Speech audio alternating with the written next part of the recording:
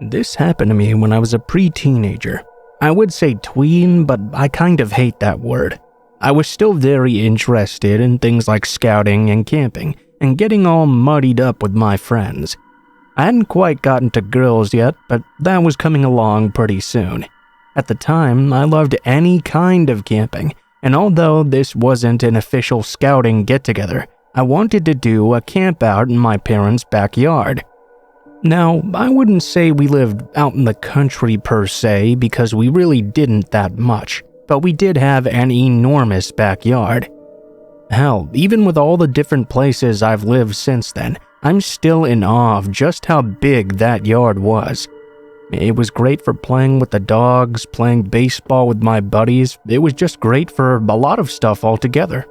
So this was midsummer, when we were beginning to get somewhat bored of all the time off from school. The days were quite long and monotonous, so I asked my parents if we could have a camp out in the backyard. All of us were scouts, and we had done this before, so my parents had no problem with it. Now, one thing we liked to do was let everyone have their own tent. I sort of preferred sleeping alone in mine anyway. This is pretty important to the story. We did all of the usual camping things. We made a small fire in the little stoned-off area my family used to make fires, and we made s'mores as well. Actually, that's kind of what made me decide to tell this story, seeing someone buying the very same things to make them in the store today. Eventually, after talking about all the things 12-year-old boys find important, we decided to go to bed. I didn't know what time it was.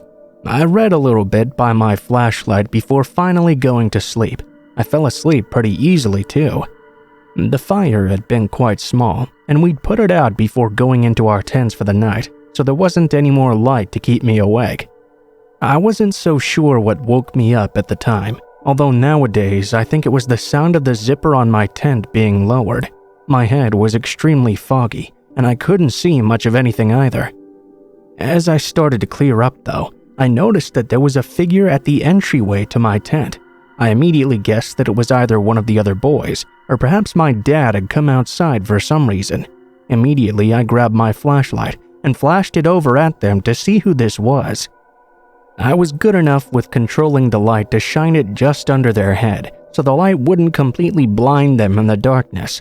It took me less than a second of observing to realize that the man who was coming into my tent was absolutely not my dad, and way too old to be any of my scout mates either. He was up to that point the scariest looking person I'd ever seen in my life. He had this long hair and the most insane eyes I'd ever seen. The look on his face I can only describe as completely crazed. The man was on his hands and knees and started to crawl toward me. He put one of his fingers to his lips as if to indicate to me to not talk or make any noise. For a moment I didn't. It had nothing to do with his advice though, and everything to do with being afraid. He began to crawl further toward me, and that was all it took. I began yelling and screaming bloody murder like you couldn't possibly imagine. I faced the other wall of the tent and did everything I could to get out of there. But of course, I wasn't going to get out of there. I didn't see any lights in the house go on either. Fortunately, my scout mates were near enough to wake up right away. I began to scream to them, "There's someone in my tent! There's someone here!" Now, I didn't know exactly what happened right away in the chaos and darkness. I could see light through the tent, but it was too opaque for me to make out exactly what was going on outside. It seemed like one of my friends went running to the house to get my parents. What I quickly became aware of, though, were the other kids who quickly rushed to my rescue. They all began to attack the man simultaneously, who was trying to get into my tent and had actually grabbed hold of my foot. He quickly let go when the kids began to attack him. I couldn't tell if they pulled him out of the tent or he'd simply tried to force himself out of there despite what they were doing, but the thing I was happy about was the fact that he had let me go. The very next thing I heard was a gunshot ringing through the night. There was a lot of commotion and even some yelling from the other boys. I still couldn't come out of the tent though. I laid there in fear until my older brother came in to get me. He rushed me and the other boys back to the house, while my dad held the man on the ground with his rifle pointed at him. The police came quickly, and arrested the man. He was found guilty of attempted kidnapping before being extradited to another state, where he was put on trial for the kidnapping. I don't know what happened to him, but if he died in prison, I don't think I would mind too much. I didn't ever go camping again after. I just couldn't stand to be in another tent after that.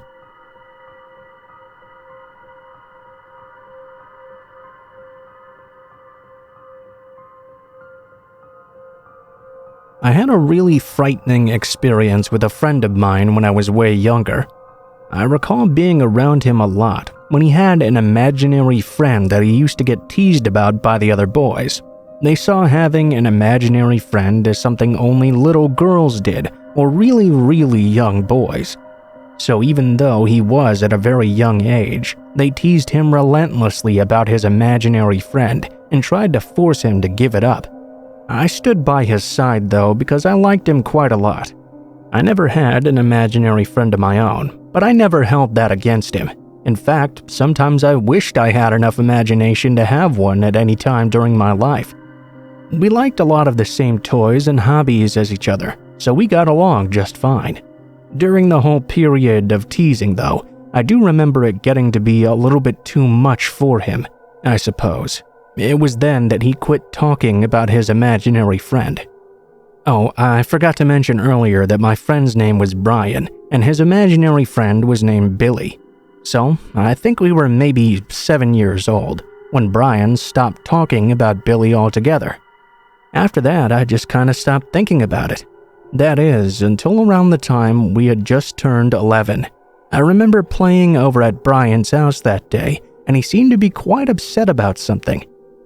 I guess because I was so young, it never crossed my mind to ask him what was wrong. I don't really recall exactly what we were doing, but I think we were playing his Nintendo, and he kept on dying pretty easily whenever it was his turn to play. That was extremely unusual for him. I didn't bring it up though because I didn't want to bother him further.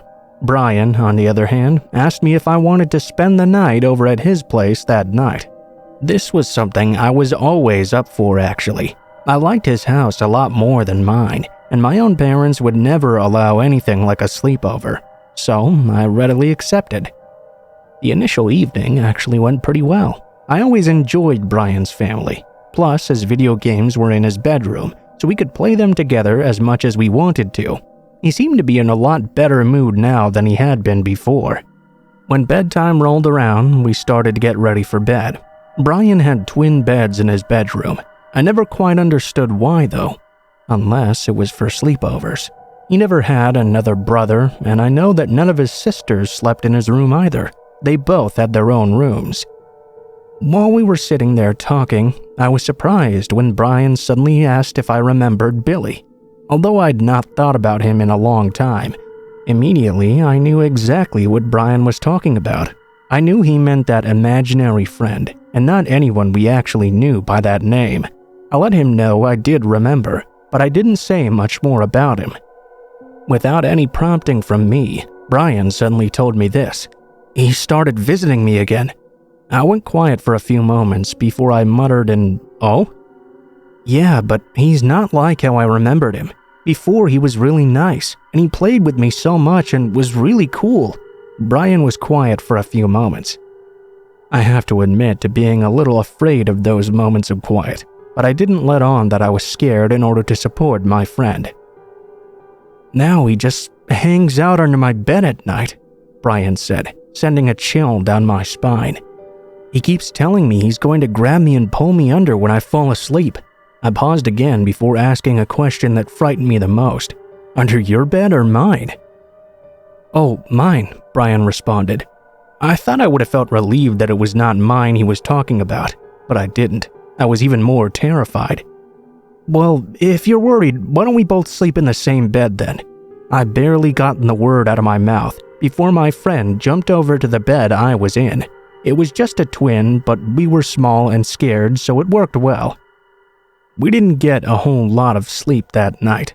We talked through our fear until we fell asleep together out of exhaustion. But here's the weird thing. He never mentioned Billy again after that night. It was like somehow me being with him that night exorcised all the fear from him, and I never found out what it was all about in the end.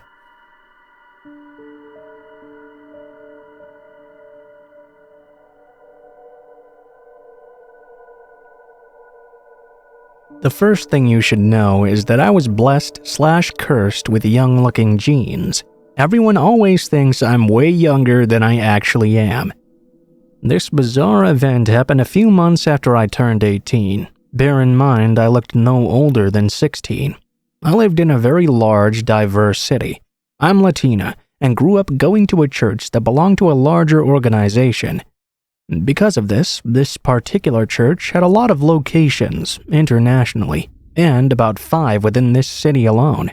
I went to this church ever since I was born, so I knew most of the congregation.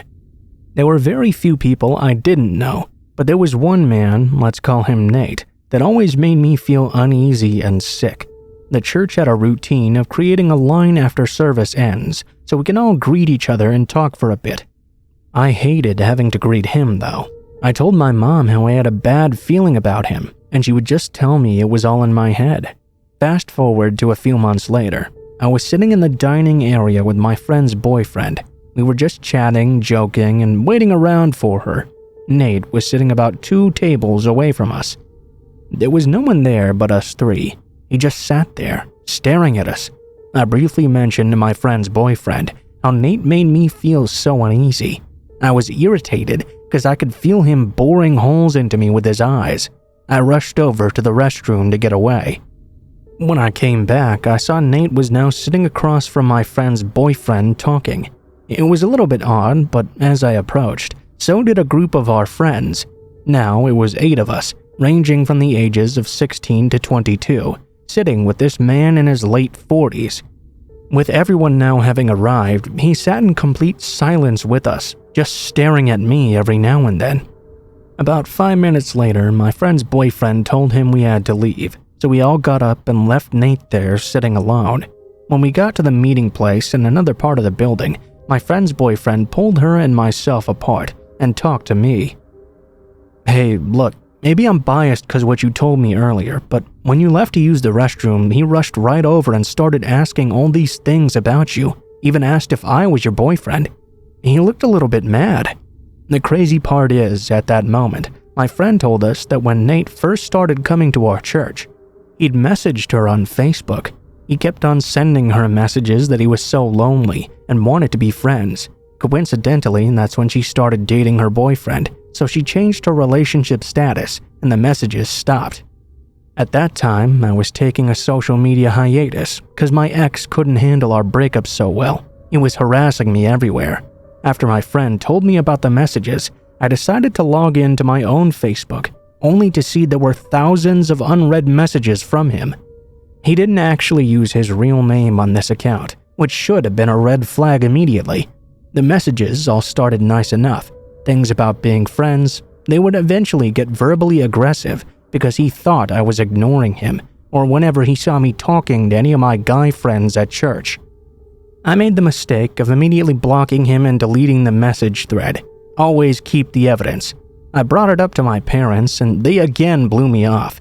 Said it was a cultural thing because Nate was from El Salvador. Apparently, it's common to be overly affectionate with strangers in most Latin American countries. A few days later, though, my parents did a complete 180. When Nate first started coming to church, he sat all the way in the front row, and I, being a teenager, sat all the way in the back row with my friends. Slowly, over the last few months, though, Nate had begun to start sitting one bench further back, until finally he was sitting on the same bench as my friends and I. I don't know about y'all, but in my church, women have to wear skirts or dresses during the service. For Saturdays, there are morning and afternoon services, and in between they have many services and workshops for different age groups and genders. This particular Saturday, I wore a knee-length dress and had a couple of friends sit between Nate and I. I was whispering with my friends during the afternoon service. Normally, when it ends, everyone kind of hangs out and socializes. During this time period, my dad was working the night shift at a hospital, so he would have to leave before the afternoon service ended. My mom would still like to socialize afterwards, though. This Saturday, though, my mom immediately herded our family to the car ASAP. My friend, who had received the messages as well, was sleeping over, and my dad had asked us to buy a couple of pizzas and meet him in the cafeteria of the hospital. We all ate, talked and joked around, until my dad asked my grandmother to take my younger brothers outside to play giant chess just outside the cafeteria. Once they left, my dad apologized for never believing me. I was of course completely surprised because I had no idea what he was talking about or why they'd both had such a sudden change of heart. He went on to tell me that my mom had happened to look back during service and saw Nate hiding and watching me during the AM service at church. She'd asked my dad to speak to him during the break. My dad never wanted to go into much detail about what was said, except but to tell me the following. "Hey, my wife and I have some concern over your interest in our daughter." Let me stop you right there. Your daughter and I are in a beautiful, committed relationship. It's God's will for us to be together, so you shouldn't try to stop God's will. Man, what's wrong with you? She's just a kid. If you were really looking for an actual relationship, you would be pursuing one of those older single women in this church. You're fucking sick. Hearing my dad confirm what I suspected all along and validating my gut feeling made me break down in tears. The whole situation frightened me because I knew he wasn't just trying to sit on my bench. He was working his way to me, to sit next to me, to talk to me, and worse, to try and touch me. My dad proceeded to tell me he'd talked with a group of pastors at our church about what Nate had been doing. One of the pastors had yelled out, "Are you seriously going to let him do this again?" Turns out I wasn't the first. My friend wasn't either. There had been someone else before. I didn't know who, but I was set on finding out more. I called around and let people know from the other churches in our organization to keep an eye out for this man, just in case he tried something inappropriate with any other minors. My investigations paid off, and I found 3 other girls, 13, 15, and 16, all from different churches. They all had the same story. He tried social media contact and eventually went to in-person contact. The 13-year-old had an older sister who fortunately knew what to do in such a situation and handled him. A few weeks later, he moved to another church. The 16-year-old went to a church that was pretty much made up literally of her entire extended family. Almost everyone there was related. Apparently, a couple of her older cousins caught him trying to force himself on her at church of all places. It's unclear if they threatened violence or actually beat the shit out of him. I do know the police were involved only because of the cousins, not because of what was happening with this minor. That brings me to the 15-year-old girl. He did this whole routine with her, but it actually got to the point where he managed to get her number and was texting and calling her at all hours. Her brother stepped in and asked him to stop. Turns out, Nate was being prepared to be a pastor at my church, and even though my dad complained about his behavior, they were still going to go ahead with it. I told my dad after I stopped crying that I wanted to talk to a lawyer ASAP. My dad happened to have a friend that was an immigration lawyer, and she offered to help connect us with someone that could help us. The lawyer said because he never actually threatened me or tried to physically harm me yet, we didn't have grounds for a restraining order. I don't know if it's like that in all states or just in Texas. My dad informed the pastors prior to our meeting with the lawyer that we were going to seek legal counsel to see what my options were for dealing with Nate. This unfortunately led to a spread of false information, because by next Saturday, everyone who wasn't directly informed by my family believed I was trying to sue the church. These were mostly people that knew me my whole life, people I loved. They called me a gold digger, said it was my fault for dressing provocatively, and that I'd probably led him on. Keep in mind, my dresses were all at least knee length, never wore V-necks, and if my shoulders were exposed, I always wore a cardigan. It broke my heart, especially when one of my uncles actually sided with them. To this day, I only politely greet him. I don't hate him, but I don't really care about him anymore either. The decision to not have my back affected his relationship with everyone in our family, including his own kids. It took a few weeks, and eventually I stopped going to church. Nate stopped showing up at that same time as well. He stopped trying to message me from his fake accounts as well. He just disappeared altogether. Things got so hostile that the president of the church organization administration had to step in and hold a hearing for everyone's complaints. It was decided it would be best if my dad stopped attending church because he was a troublemaker, even though all he was doing was standing up for me. It was announced a week later that my dad would no longer be welcomed. My dad took a few moments to say goodbye in front of everyone and said we'd talked as a family and not a single one of us would be coming back. He was choosing to leave, remembering all the good life lessons he'd learned in his 20 years of attending. He asked them to truly learn from God and their mistakes and to be better in the future. Everyone started crying, including all those people who'd initially called us gold diggers and even called me a slut to my face. I even remember this one older lady that was BFFs with my grandma, saying she and her husband really loved me, but I had stopped loving them. Nope, it's the fact you called me a slut even though you were one of the people who would change my diaper back then. It made me so angry. It still makes me angry thinking about how it all escalated. I also get mad at the system and myself, because I know Nate is still out there. Even though he lost interest in me when I challenged him, it doesn't change the fact that I couldn't stop him, and he'll always continue to target underage girls. Sometimes I can't help but worry, because I know eventually talking and looking won't be enough for him. I just wish I could have done more.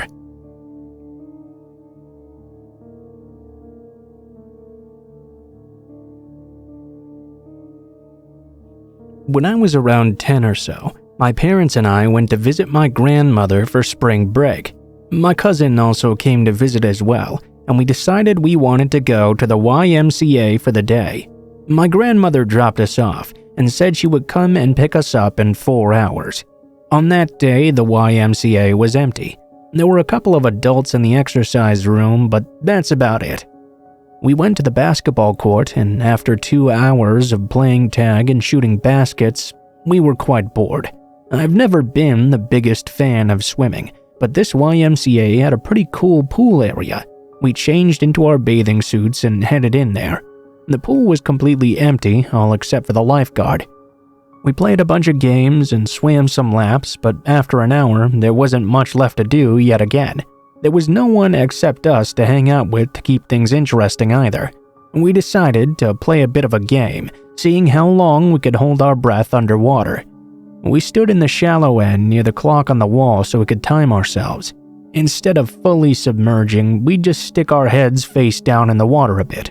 We did this a couple of times and I ended up winning.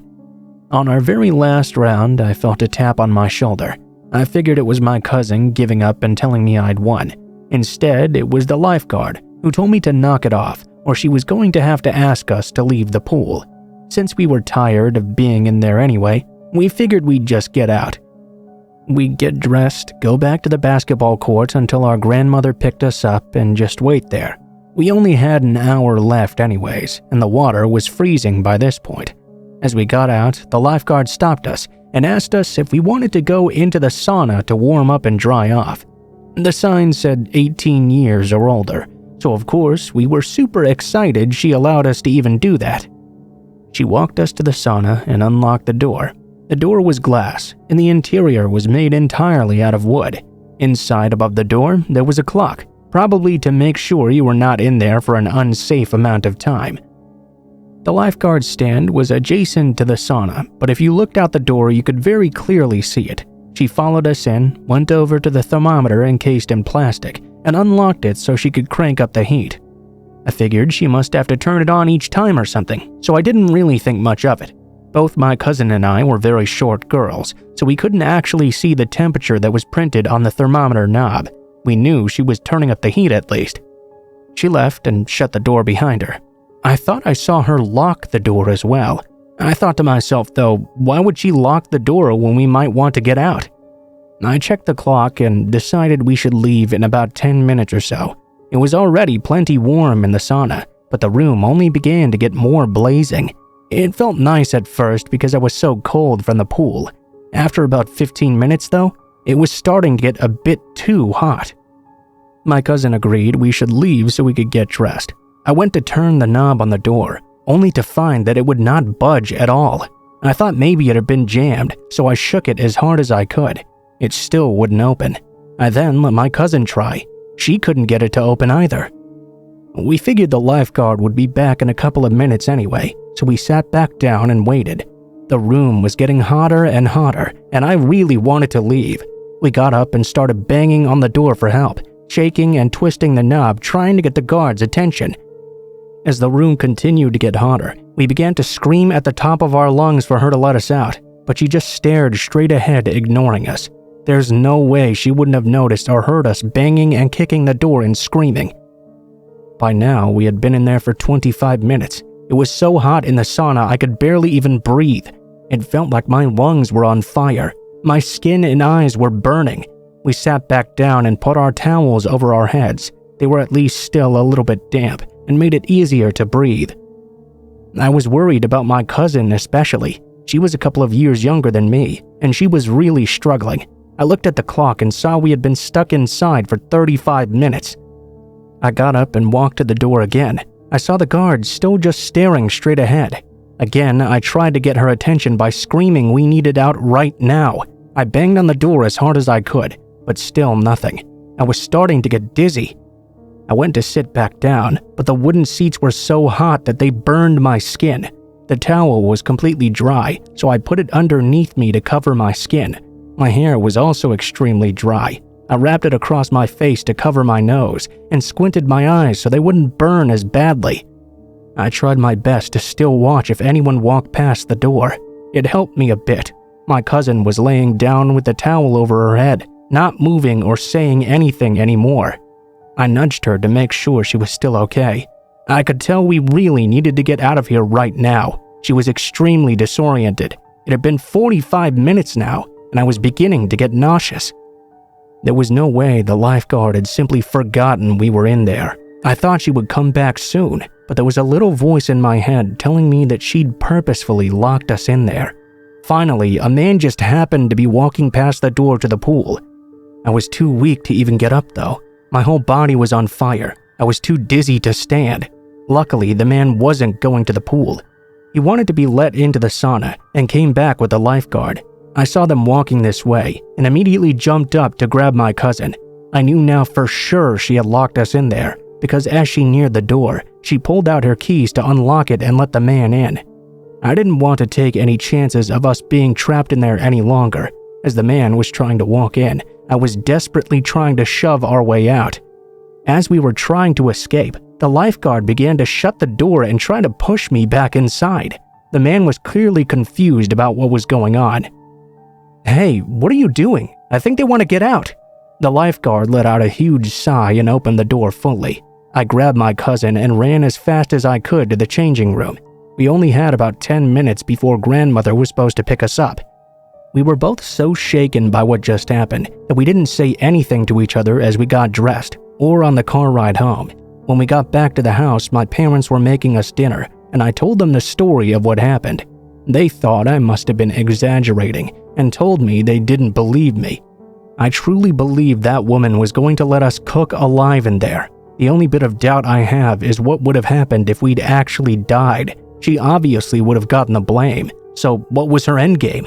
I'm 21 now, but I still think about this interaction all the time. When I'm in small spaces or I get too warm, I still have panic attacks. No one I tell ever believes this story. I mean, I get it, it's pretty absurd, I know. I'm not sure if I'm allowed to ask for opinions or whatnot, but what do you think this could have been? Some crazy misunderstanding? Or do you think she really wanted us to die? If so, why?